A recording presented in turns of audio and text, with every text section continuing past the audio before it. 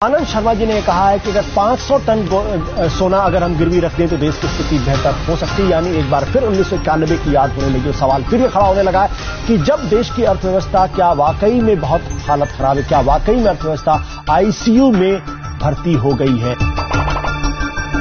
मनमोहन सरकार पर घोटाले का सबसे बड़ा अटैक हुआ है। 2G घोटाला, कोयला घोटाला, मनरेगा घोटाला, एक के बाद एक 3 घोटाले की फाइल आज खुली। मनमोहन सरकार घोटाले के जाल में ऐसे फंसी है, जितनी कोशिश निकलने की होती है उतना ही सरकार फंसती जा रही है। दिल्ली हाईकोर्ट के गेट नंबर 5 के करीब आज सुबह 10:14 पर एक जोरदार धमाका हुआ, जिससे आसपास का पूरा इलाका दहल गया।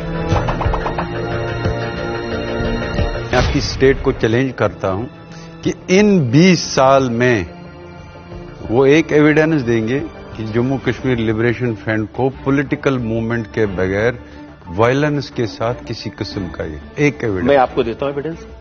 11 फरवरी 2013 को आप इस्लामाबाद गए, अफजल गुरु को फांसी पर दी जाने के खिलाफ आपने वहां पर अनशन किया और हाफिज सईद आकर आपकी गोद में बैठ गए।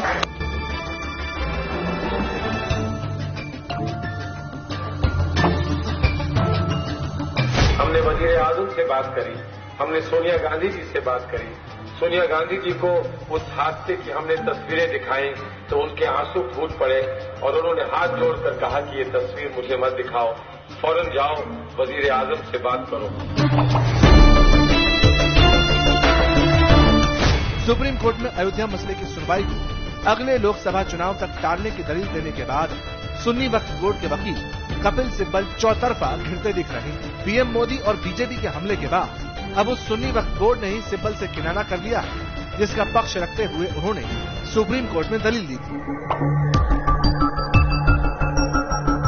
मोदी सब अपनी बात कहते हैं साहब किसी ने नहीं किया, बहुत कोशिश की, उन्हीं के बीजेपी ने भी कोशिश की, कुछ नहीं हुआ।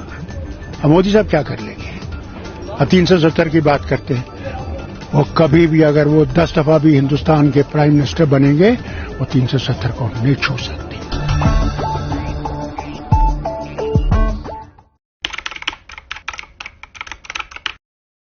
मैं नरेंद्र दामोदर दास मोदी ईश्वर की शपथ लेता हूं कि मैं संघ के प्रधानमंत्री के रूप में अपने कर्तव्यों का श्रद्धापूर्वक और शुद्ध अंतःकरण से निर्वहन करूंगा।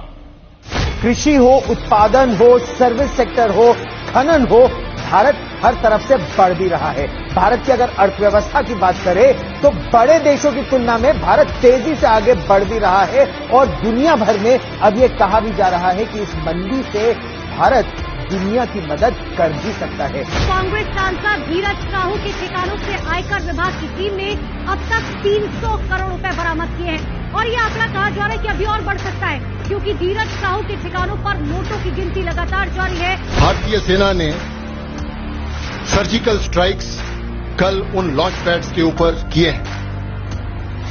इस ऑपरेशन का लक्ष्य आतंकवादियों के नापाक मंसूबों को विफल करना था। धारा 370 5 अगस्त 2019 और 6 अगस्त को इस महान सदन ने धारा 370 को समाप्त। के अलगाववादी संगठन JK-LF के मुखिया यासीन मलिक को श्रीनगर में गिरफ्तार कर लिया गया है। सदियों की प्रतीक्षा के बाद हमारे राम आ गए।